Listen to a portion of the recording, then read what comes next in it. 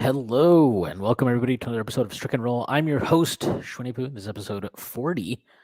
I am joined by the director of North American sports for StatsBomb. He also is a contributor at The Athletic and a frequent and notorious Knicks Twitter troll. You know him as Seth Partnow. That is at Seth Partnow on Twitter. Seth, how are you doing on this Monday? I prefer hater to troll, but do you? Yeah, I guess you do the trolling, but you're a hater. I hate all of your teams equally. I'm equal opportunity, except for Lakers. I kind of reserve special for, but yeah. Well, that's like everybody in the NBA gets on that one. So we're all on the same page when it comes to them. Before we get started, I do have to make a few announcements. The first being that the Strickland has an Instagram. Check that out. That is at thestrick.land on Instagram. We're posting all kinds of new content on there. The Strickland also has a YouTube channel where you may be watching this podcast. If you are, please hit like and then subscribe to the channel. That would be a huge help to us. The Strickland also has merchandise, which you can find on our website. We got t-shirts, sweatshirts, hats, water bottles, coffee mugs, you name it, we've got it. Check it out. And then finally, the Strickland has a Patreon, which you can subscribe to. There are a number of different tiers. There is a $6 tier that gets you access to Pod Strickland, the podcast that I host every Friday with Prez. You also get access to the Strickland Mailbag, hosted by Andrew Steele, a.k.a. Doug, a.k.a. the Doug Bag, alongside Dallas Miko. That comes out every other week. You also get access to the Strickland Discord, where the conversation never stops. There are further tiers. There's a $9 tier that gets you access to Strickland Roll, this pod right here that I host by myself, where I rant and rave about the Knicks even more. You also get access to wonderful premium articles by Matthew Miranda, one of the best in the business. There are further tiers. There's a $15 tier, $30 tier, $50 tier, and $100 tier. Those come with a variety of additional benefits like listening on our pod recordings, merchandise discounts, and even potentially co-hosting a podcast alongside yours truly one day, whether you choose to subscribe or not. None of this would be possible without you. And then finally, the show would not be possible without Bet Online, which is your number one source for all your championship finals info, stats, news, and scores. Get the latest odds and lines and the latest match reports for this year's NBA and Stanley Cup finals. Bet Online is your sports intel headquarters this season, as we have you covered for all your insider sports wagering needs, from basketball and hockey to MLB, UFC, and boxing. The fastest and easiest way to get your betting info, including live betting options and your favorite casino and card games available to play right from your home. Get into the action today. Head to the website or use your mobile device to join, and be sure to use our promo code BLEAV, BLEAV, to receive your 50% bonus on your first deposit. Bet Online, where the game starts. All right, now that we got all of the corporate bullshit out of the way, look, we're going to talk about a lot of shit, but I want to start with the Knicks because I think the last time that we actually had you on a podcast, or I think I came on your show last summer at one point, but there was like, look, I was like very much like, if we have Julius Randle on this roster next year, I'm going to fucking end it all. Like, it was a miserable time. There was some consternation over the Jalen Brunson stuff and whatever. I guess. Are you going to hand me the L on that one, by the way?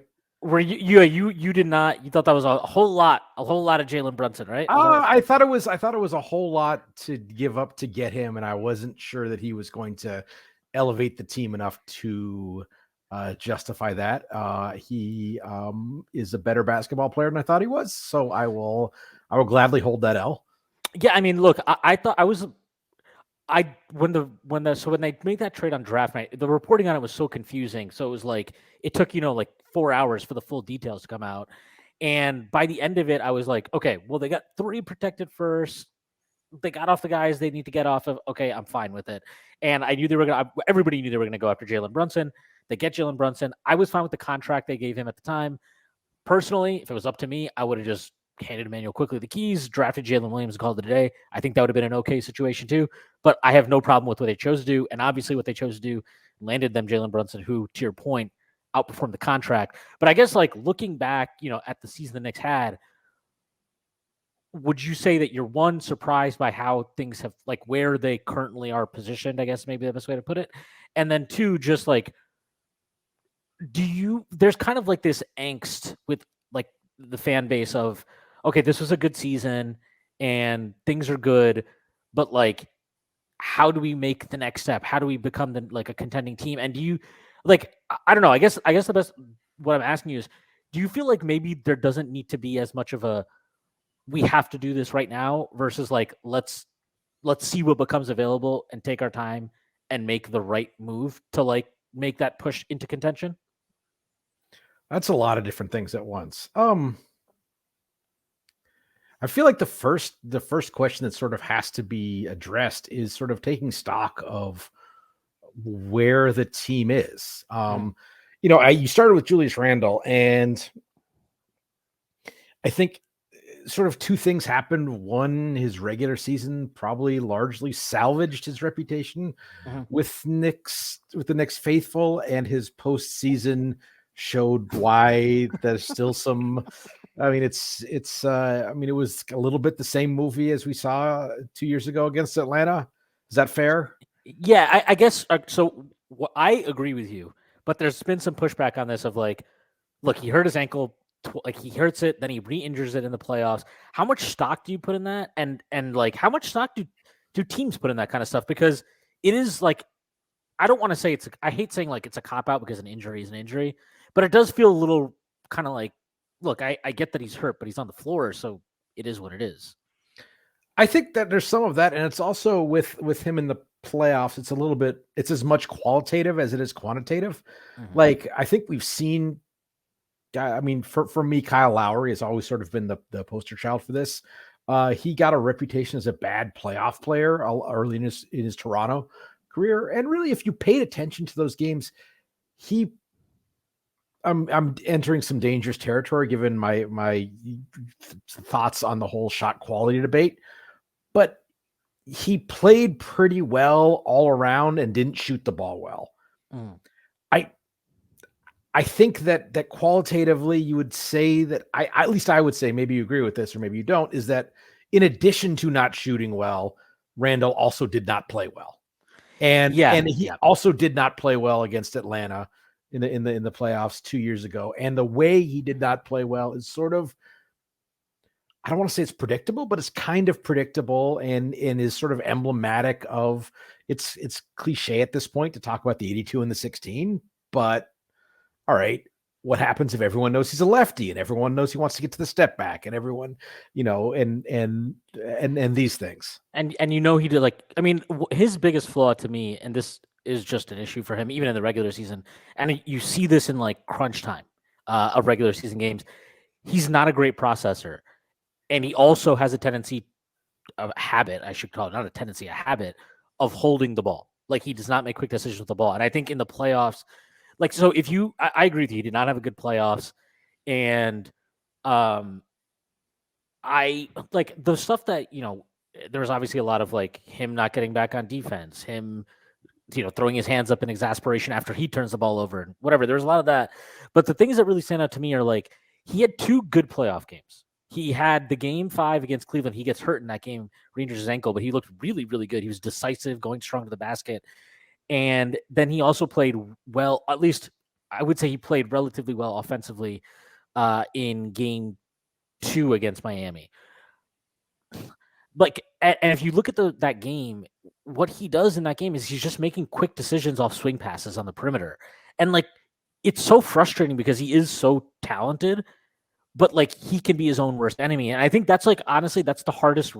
It makes it so hard to evaluate him, and not just evaluate him, but like, I'm guilty of this, of like really like just looking at it objectively and not letting your emotions get the best of you, because the things he fucks up are just, you're just like, you're fucking 6'8", 250, and you're like, you've got incredible athletic talent. Like, he's a beast, but like he's his own worst enemy, and so it makes it very, very frustrating. And I think he's so kind of expressive when he plays, right? He's like hands up, and he's like, it's on the sideline screaming at, whoever the hell. And you're just like, what is going on here? Like, are you good? Is everything okay? But I think like, and you actually were saying this last summer, as you were just like just keep him. Like, it's fine. It's not that big of a deal. You're not like in a position where you need to move off of him. And I felt differently, but the front office obviously went with they sided more along your lines, and they were right. And you were right. And like, at the end of the day, like, the guy, for all his flaws in the playoffs, considering his contract, you can't say like the Knicks are getting a bad end of the deal here. I mean, he's worth the contract. He's playing well. And I think for what they're trying to establish of like, look, we're still like, yes, it's been a pretty solid 3 years given the Knicks' 20-year track record. but like you're still in this like we need to keep kind of punching at this weight before I think the broader kind of perspective of the Knicks changes. I do think it is changing, but like there's still a lot of like ha ha ha Knicks stuff out there, right? So it's you got to keep punching at a certain weight, and I think for at least these 3 seasons, and especially this past season, you can't deny that Julius did serve a purpose. Now, does he continue to serve this team's purpose moving forward? I think that's a little bit more of a interesting conversation. And given, the season he had, maybe he is a little bit more tradable. Maybe there is more of a market for him. And I think that's something they should explore. Yeah, I mean, you're sort of hitting the point with him where it's always sort of a hard inflection point for teams when a guy who is a sort of a mainstay of a team, for the team to be better, they have to do less. And it's not just usage. It's, as you say, less time on the ball, make quicker decisions. To be a guy who can kind of catch and hold in the playoffs, you got to be a lot better at doing catch and hold stuff than he is. And that's not, 20 guys in the world who are good enough to do that. And he's not one of them. And I don't think that's as a hater, I don't think that's hating. And I think it not to this extreme, but I think the best example of this in a across the league in a non-Knicks context has been Memphis with Dillon Brooks. Like, he was very important for Memphis getting to a certain point. Mm-hmm. And they are, even before kind of the playoff silliness this year, they were, which is, it's a whole other thing. They were clear at the point where for them to advance, he could be a valuable contributor on that team. It seems very unlikely that both the team and the player are going to understand how to scale that back to put the player in a more appropriate role, whether it's playing time, whether it's usage, whether it's touches, whether it's shots. And that's a little bit where I think the Knicks are, again, not nearly to the extreme, but that's a little bit where the Knicks are with Randle, I think. And the difference is they're, Memphis, 10,000 foot view, jaw suspension aside, they're at a little bit of a different point in terms of where they should be. It just, I think Ja is a better player, a more dynamic, a more possible best playoff player in a second round plus playoff series than Brunson is. And again, I don't think that's a shot at Brunson. I think that Ja's, when he is playing and not doing off the court stuff, is in the discussion to be at the back end of the top 10 players in the league. And so they're at a point where it is a crisis for them. And they've sort of, the reporting that they've kind of said thanks, but no thanks to Dillon Brooks illustrates, I think they recognize they've hit that crisis point. The Knicks aren't there. So it's a little bit of a harder decision, but it's not as immediate a decision that has to be made. So it's a long-winded way of saying, go ahead, see what's out there. But you do have to be ready to pivot the team. And whether that's, I think, whether it's moving Randle, whether it's moving RJ Barrett, I think that on a contention level team, though, the coexistence of those two alongside everything else is problematic. And it may honestly be that like neither of the two are part of the next contention level next team. But that's not a given. That's just sort of evaluating kind of the next moves and opportunities as they come and seeing how, whether it's Emmanuel Quickley, whether it's Quentin Grimes, whether it's whoever else developing to fill into different roles or what other pieces they can add. But I think you do have to be aware that those aren't the second and third best players on a contention level team.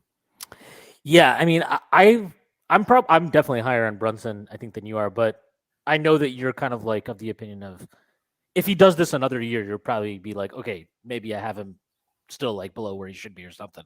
But like what I saw from Brunson, and this actually ties to because I want to talk about Thibs, because I would think it's fair to say you're not like Thibs' biggest fan, but would you also say that, like, kind of in the similar vein to Randle, where I don't think Thibs is the guy to lead this team if and when they have the talent to be a contender.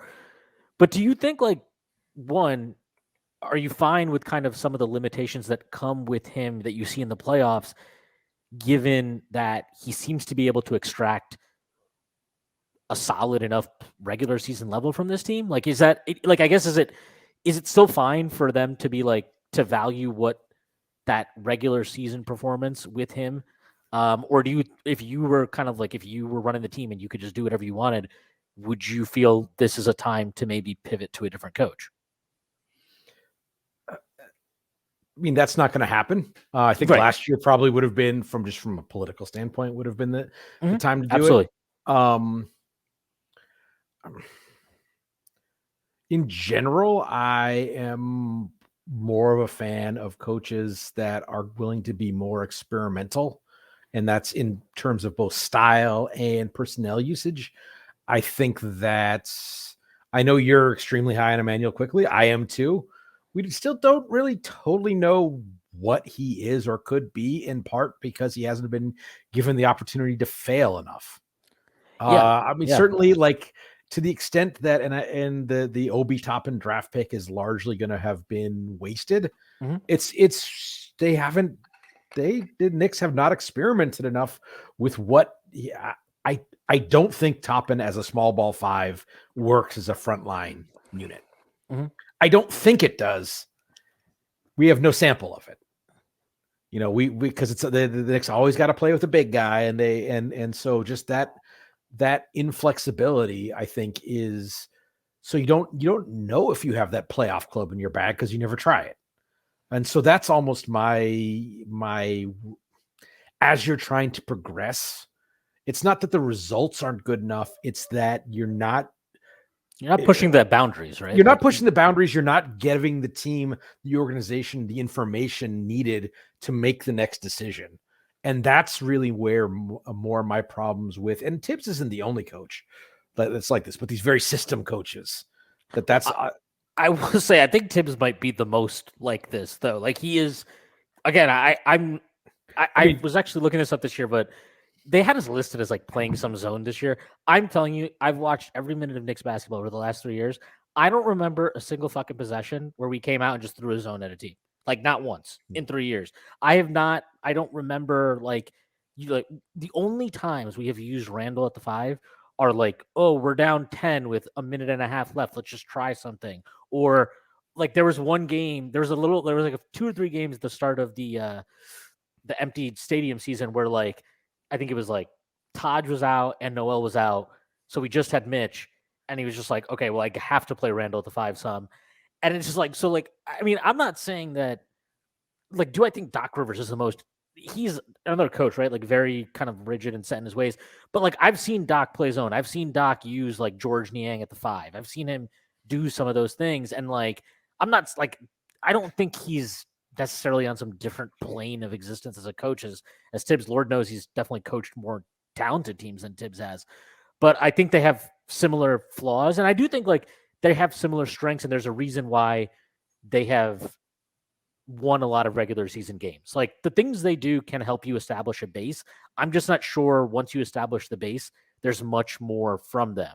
And I'm like, I don't know how I personally, like, if I was, if I had the freedom to do anything I wanted, I would move on from Thibs. But, like, I don't think it's an indefensible decision to bring him back. I get it.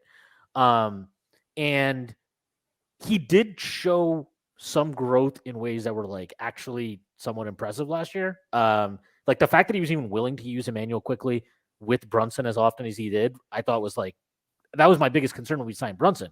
I was like, well, are we just, like, is that it? Like, are we just not going to see Emmanuel Quickly other than when he comes in for 16 minutes a game? But, like, to his credit, he actually used them quite a bit. He discovered the amazing world of setting on ball screens with not your 5, with somebody other than your 5. It was an amazing thing. He discovered it. We started switching a bit more during, like, the back half of the season, especially with Randle. So, like, he did do things that I was like, okay, this is actually good.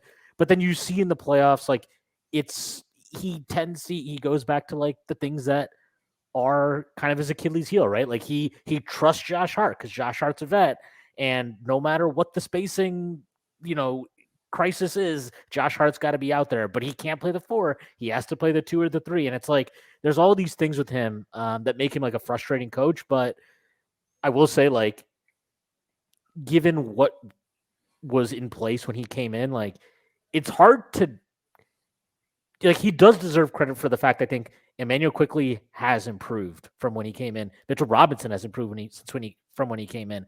Quentin Grimes has developed well under him. And like, I'm not saying he deserves the credit for all those things, but it has happened under his watch. So he's not necessarily like preventing at least individual development. I just think he struggled this in Chicago too, right? When Jimmy got good, he was like, I don't know, like, I'll just roll the ball out there and Derek and Jimmy will have to figure it out. And it's like, maybe you can like do something to help them. But that's just stuff he struggles with. But like, I mean, again, with Thibs, I'm like, as much as he frustrates me, I do think there's stuff that he brings to the table that is like a positive. No, I think that's all right. And it's a lot of this stuff is sort of opaque to us from the outside.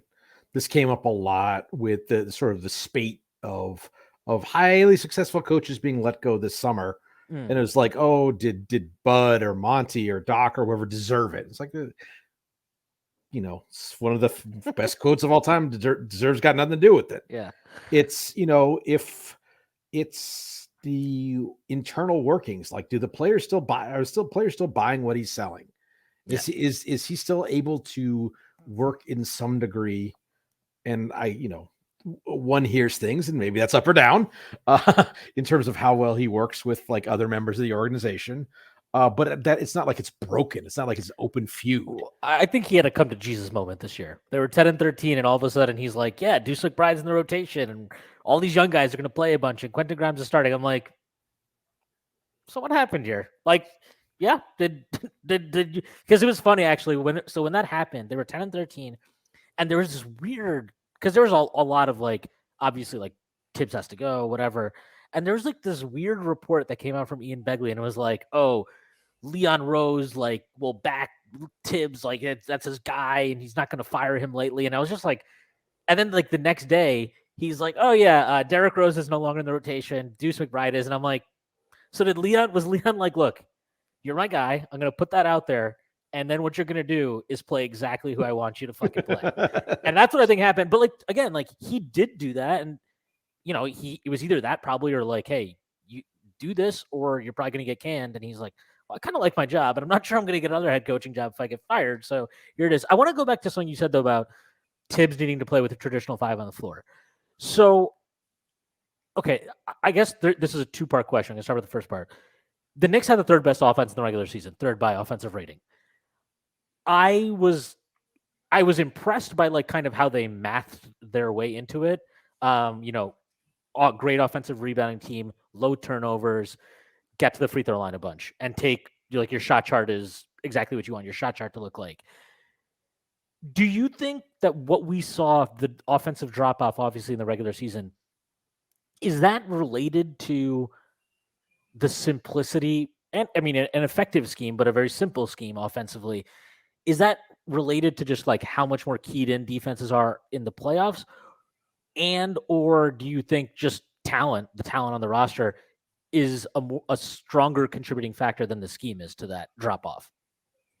And I'd say some of that, and also just the talent you're playing against, sort of makes the sort of do the simple things well, have some good shot making.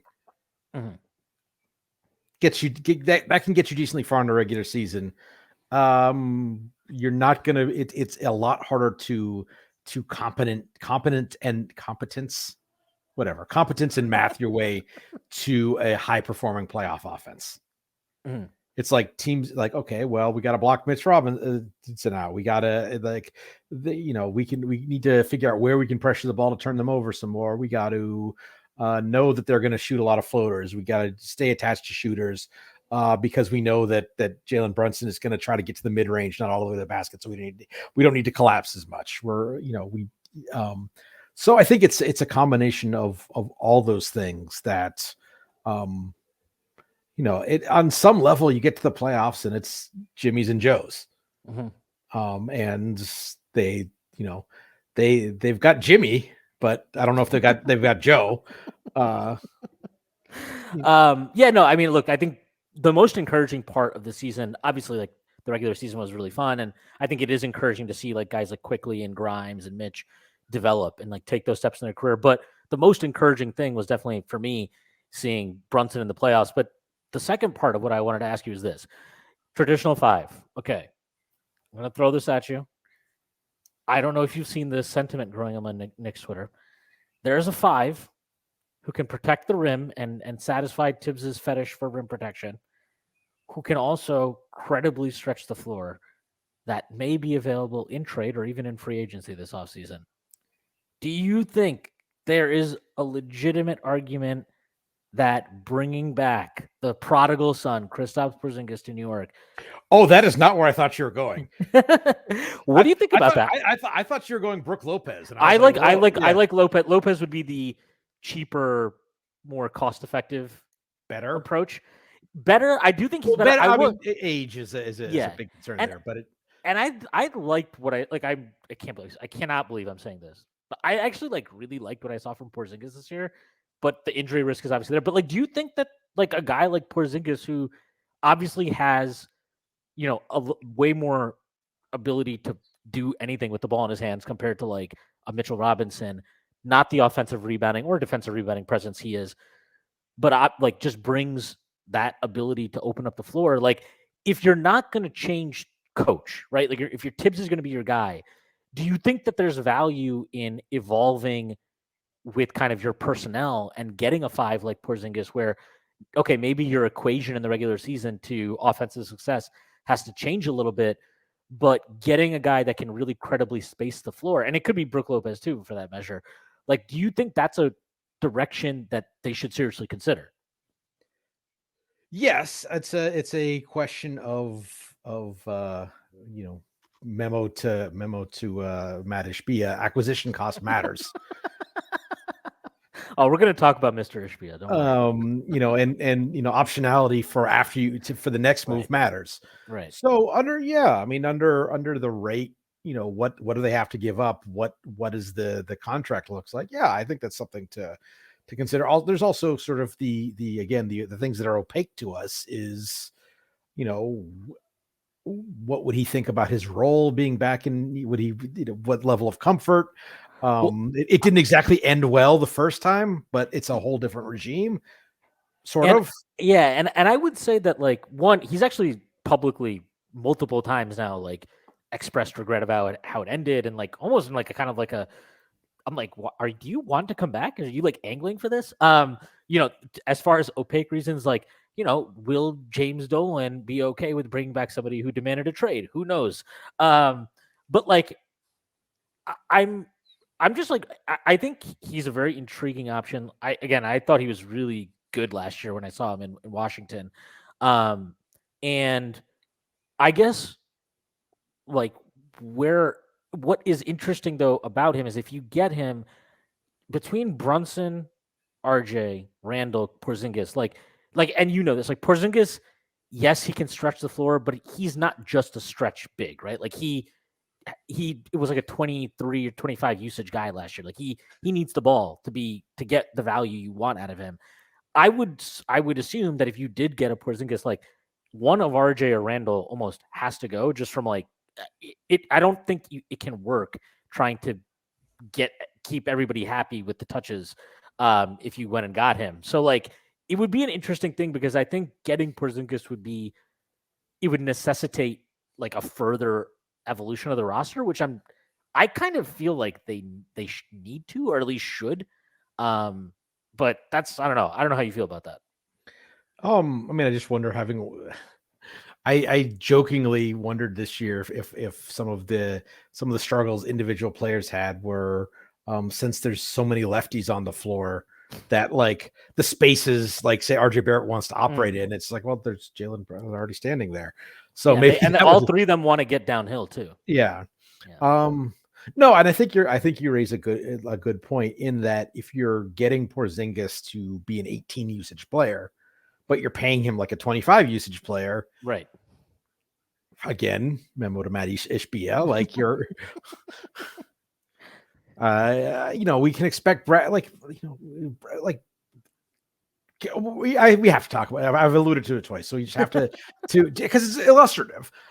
Is that okay? You're if people are healthy, Bradley Beal's going to have a 26, 27. That's great. Right. It's fine. It's good.